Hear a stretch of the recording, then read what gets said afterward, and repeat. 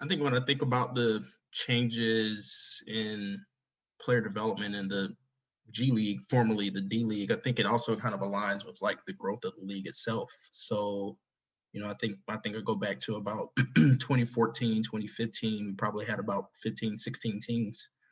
Um, Going into this upcoming season, 21, 22, we'll have 29 teams plus our G League Ignite. So, you know, we see kind of over that period, kind of the trajectory of the growth of the league, and with that growth, obviously there is a bigger need and a bigger focus on the development of our players, obviously on the court, which is the spirit behind the G League, but then as well as what the work that we do off the court. So, I think in that time, we'll be going into our third season this year with a team player development director. So basically, a team player development director, just someone like us, myself, Cherokee, as well as John, but just at the team level that's focused on the various initiatives and the things that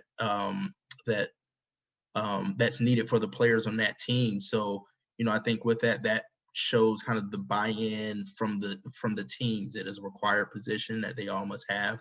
In the past, we just kind of had liaisons that kind of help coordinate, various league programs and league events. Now these folks are actually on the ground developing finance programs, developing internship opportunities for players throughout the season and things of that nature.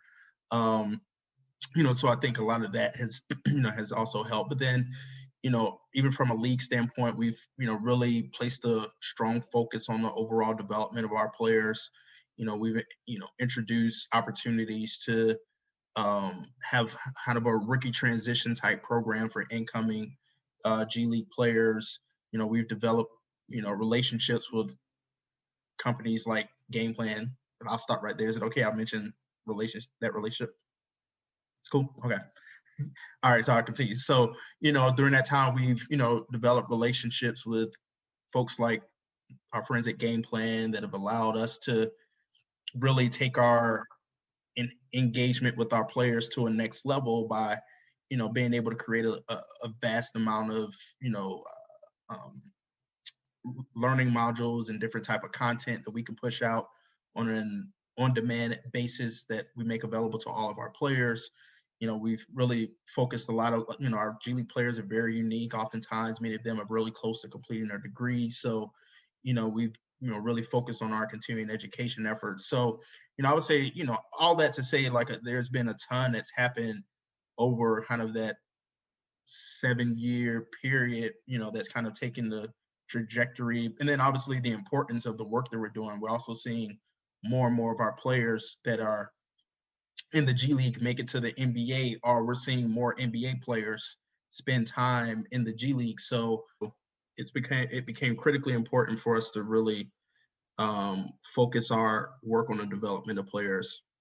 Additionally, we're seeing more players.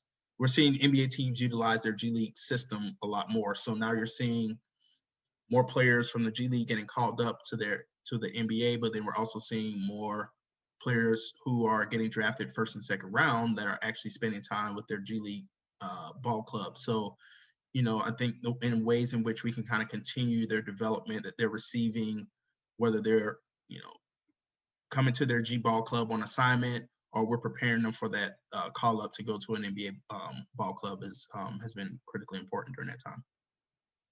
I think part of player development, and everyone kind of mentioned it, is the journey of the player. And I think a newer initiative for our group is really focusing on that transition into the league, and that's also meaning those athletes are getting younger and younger, as Cherokee and Urge implied. So we really want to focus a lot of our efforts on how can we help just starting the conversation at an early age with high school athletes, and those athletes sort of transitioning into our pipeline. So we really want to, like I said, bring awareness to different topics. We want to be high level.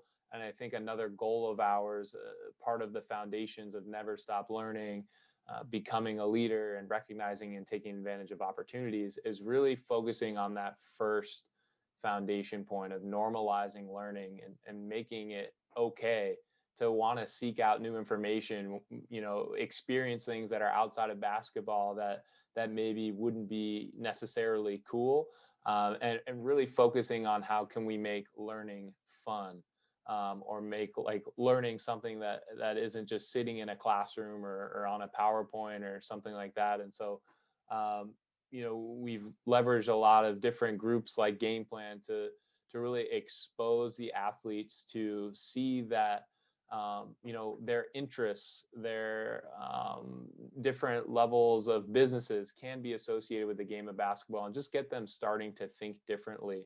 So when they do transition into kind of our Team Ignite or our draft combine, we're not starting from zero. We actually have some foundation.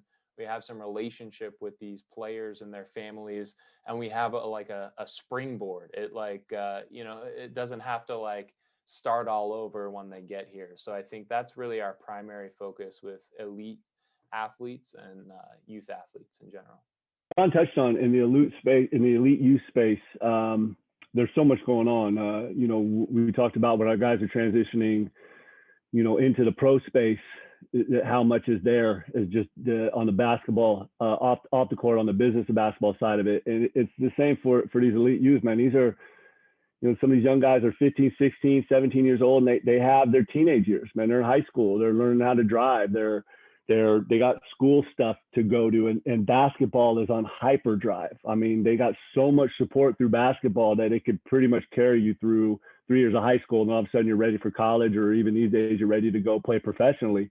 So, as John touched on, we can take some of the things we've learned from our guys in our pro space now, and some of their upbringing, and we could really just help open these, build a broader periphery for some of these younger guys to really embrace the experience of the game, form connections with those around them, learn how to communicate, pay attention to the process.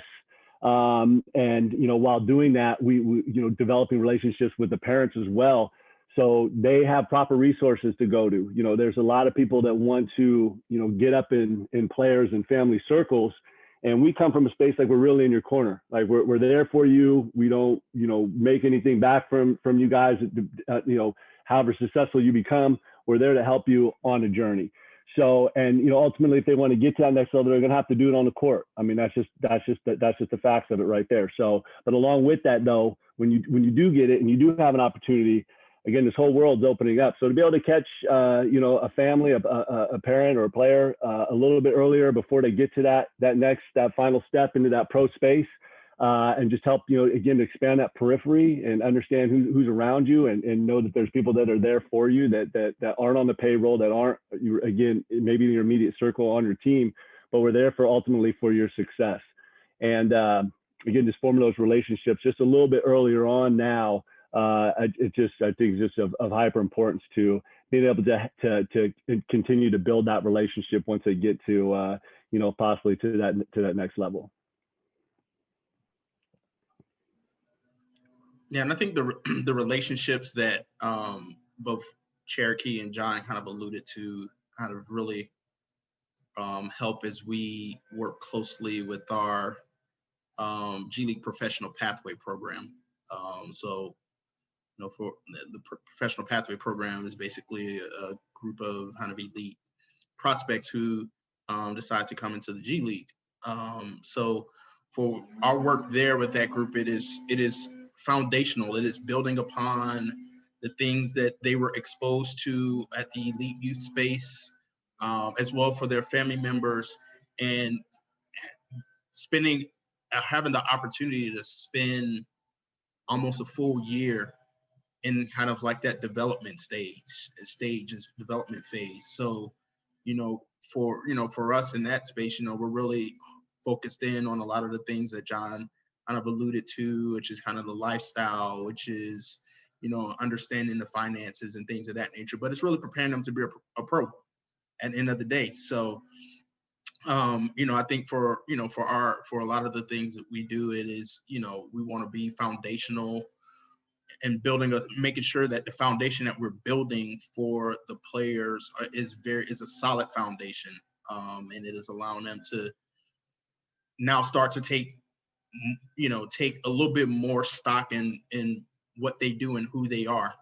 I think in what both John as well as Cherokee alluded to, a lot of oftentimes when we're in elite youth space, we're kind of balancing that dynamic between the athlete and the family. When we're kind of in the when they're in our pro pathway program and kind of in that next step to becoming a professional, is more about the player and still a focus on the family, but it's less elevated than it is probably any other time. So, this is really the first time, and from the athlete standpoint, that they're really focused in and taking stock of their foundation from a overall general life skills standpoint, that they may not have really all focused in on or honed in on previously. I think a big key that just kind of thought of it too is, Cherokee, you mentioned, and sort of we mentioned earlier, meeting the player where they are. I think at the youth space, or just before you get to the professional level, there's a lot of experts that somehow are all experts in all things NBA, all things, we're seeing NIL, all things branding, all things finance.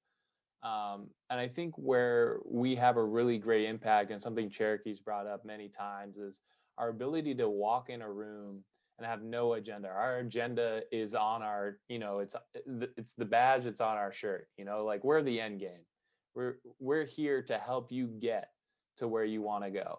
And I think that really helps in the youth space, especially because the focus is basketball, like Cherokee said, like that, you got to do that. But as you're doing the basketball part, we can be there along the way to help you navigate those weird spaces. We can be that person that we have no hidden agenda. We can be unbiased. If someone approaches you or you have a question about something, or, if we're kind of directing you towards someone, it's coming from a genuine place. And I think that's sort of the key in the youth space is, you can preach and you can teach and you can educate as much as you want, but where does it fall at the end of the day? We want to make sure that we're not taking away from your ability, your basketball, to get you to the next level. We want to be able to give you those small anecdotes at the right place at the right time. And that's the real challenge and the real fun part that we embrace in player development, is being the experts, not in the content areas, but the experts in figuring out the best places to get you to learn and get you where you need to go.